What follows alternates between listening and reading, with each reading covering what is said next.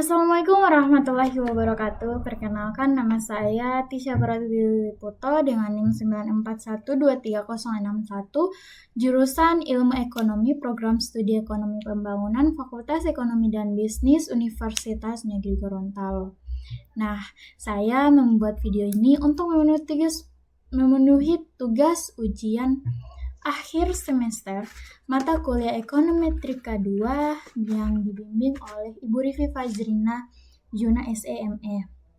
Nah, pada video ini saya akan membuat video analisis panel yang menggunakan stata sekaligus melakukan serangkaian uji sebagai bagian dari proses validasi model yang yaitu ada uji Hausmann, uji heterokedastisitas, uji multikolinearitas, dan uji normalitas.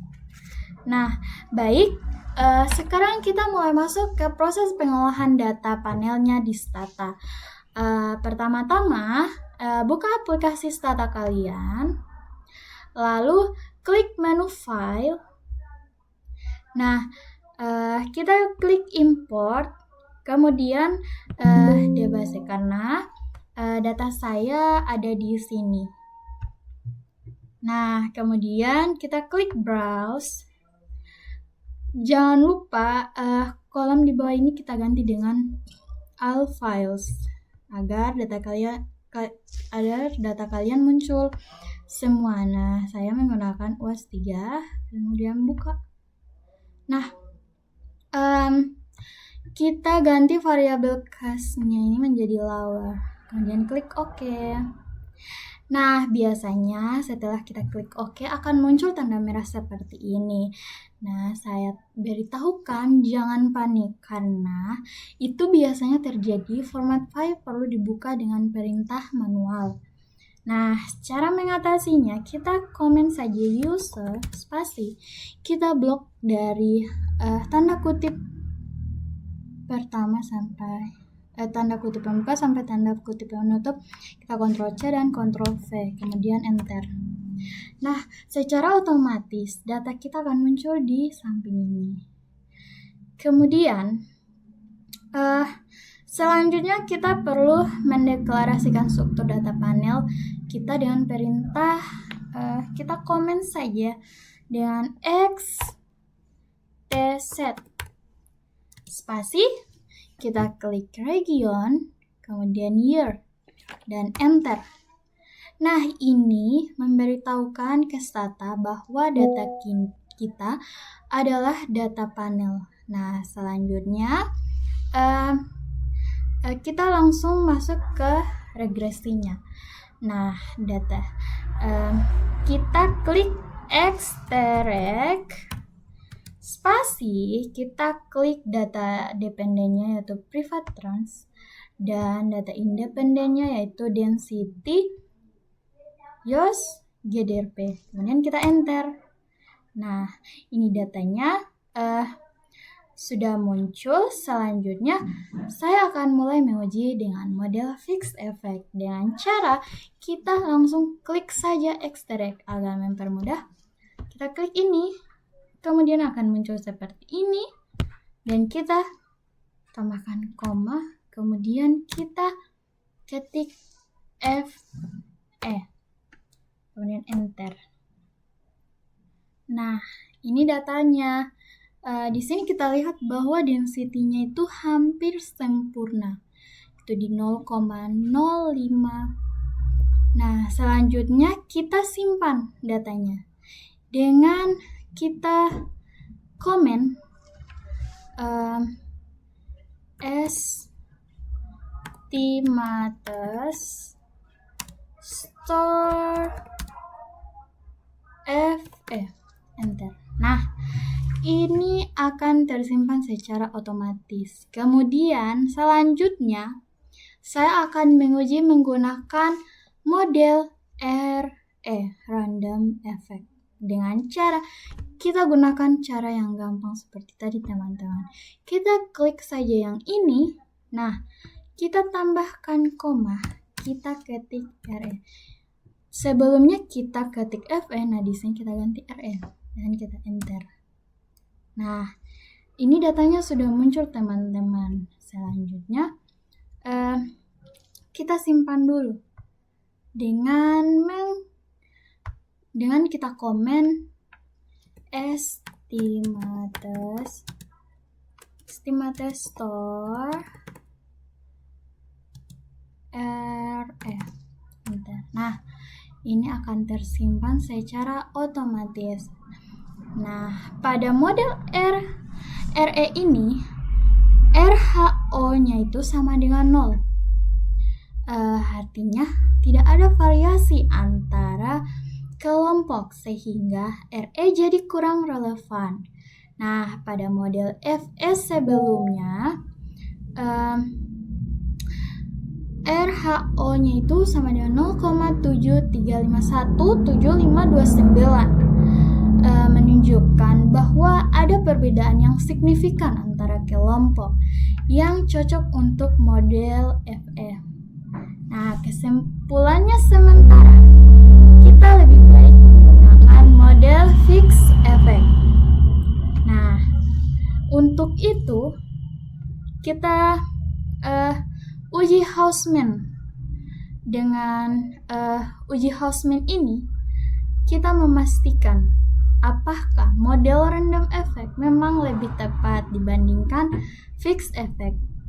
Nah, dengan komennya itu Hausman FE RE, enter.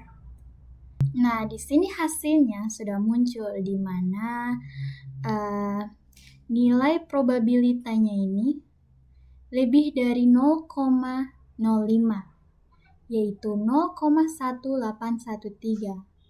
Nah, karena probabilitas lebih dari 0,5, maka kita gagal menolak H0-nya.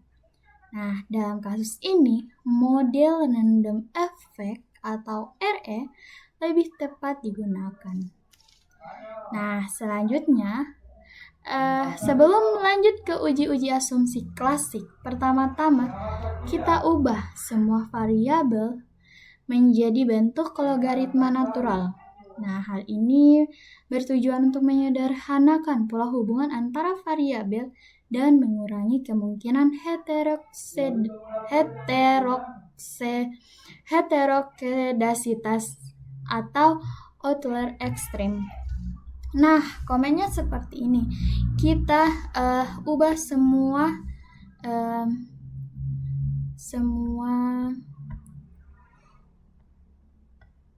kita ubah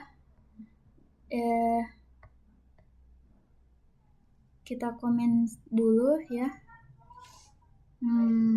Generator log,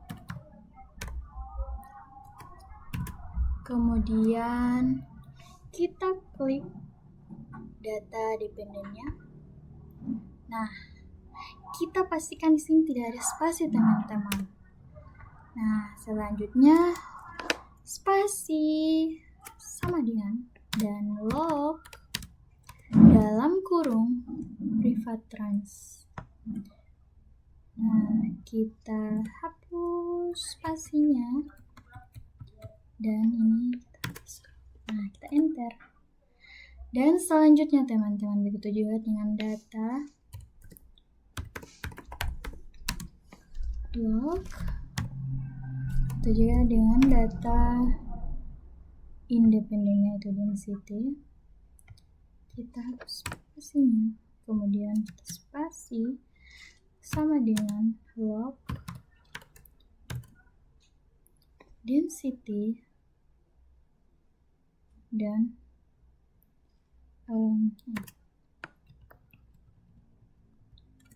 hapus, kemudian enter.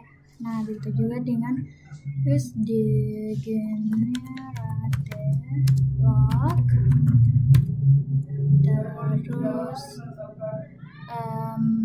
yes, kemudian spasi sama dengan spasi log, dalam kurung yos, enter, kemudian generator, log, dan gdrp sama dengan log dalam kurung gdrp, enter. Nah, setelah semua variabel sudah dalam bentuk log, kita gunakan variabel ini untuk analisis dan pengujian selanjutnya.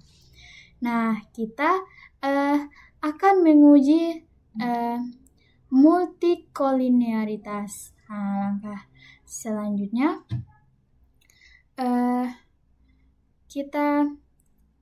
langkah berikutnya adalah melakukan uji multikolinearitas. Uji ini bertujuan untuk melihat apakah ada hubungan yang sangat kuat antara variabel independen. Jika ada, maka bisa menyebabkan estimasi regresi menjadi bias. Nah, komennya kita ketik reg spasi log.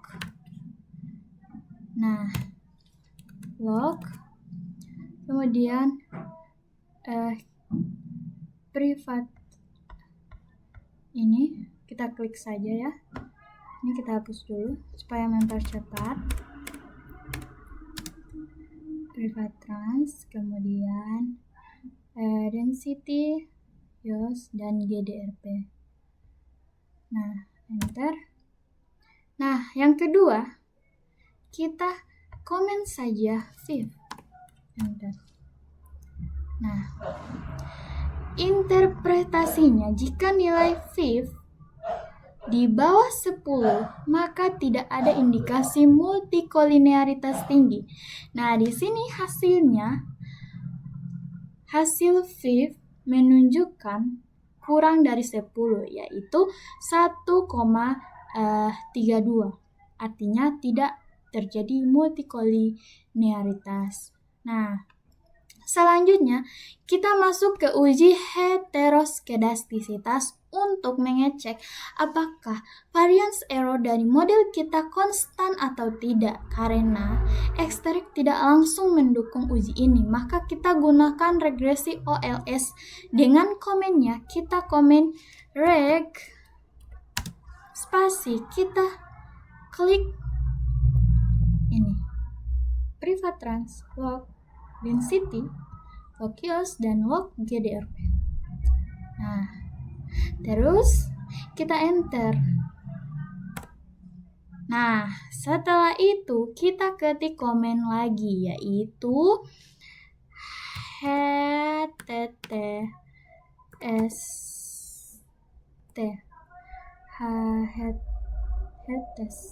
Nah, kita enter. Nah, jika nilai prob CHI2-nya itu kurang dari 0,05, maka ada indikasi. Nah, di sini hasilnya probabilitasnya lebih besar dari 0,05, yaitu 0,4260. Artinya tidak ada indikasi heteroskedastisitas. Nah, langkah terakhir dalam uji asumsi klasik itu adalah uji normalitas terhadap residual. Ini kita lakukan dengan mengambil residual dari regresi OLS lalu diuji dengan Swilcrest test atau SK test. Nah, dengan komennya yaitu reg spasi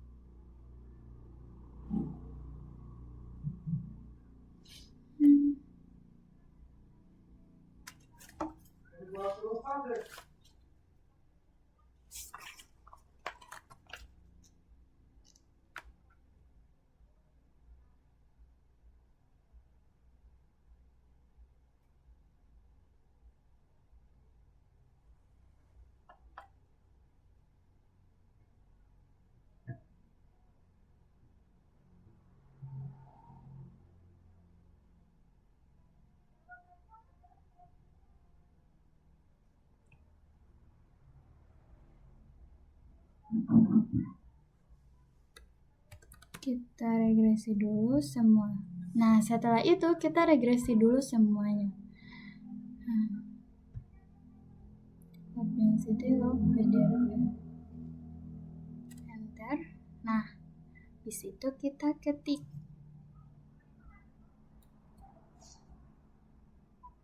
resid koma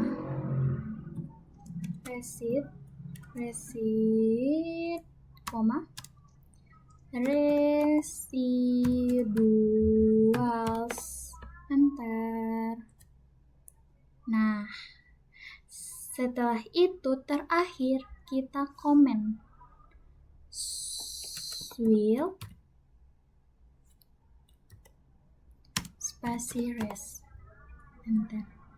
Nah, kalau probabilitas lebih besar dari 0,05, maka residual berdistribusi normal. Nah, oke. Sampai di sini kita sudah berhasil melakukan transformasi log dan menguji semua asumsi klasik, mulai dari uji Hausman, multikolinearitas, heteroskedastisitas, hingga normalitas residual. Meski ada beberapa asumsi yang mungkin tidak sepenuhnya terpenuhi, namun model log regresi panel tetap bisa digunakan selama hasilnya konsisten dan interpretasinya logis. Nah, semoga tutorial ini membantu kalian dalam memahami proses analisis regresi panel di Stata. Nah, terima kasih sudah menonton dan sampai jumpa di video berikutnya.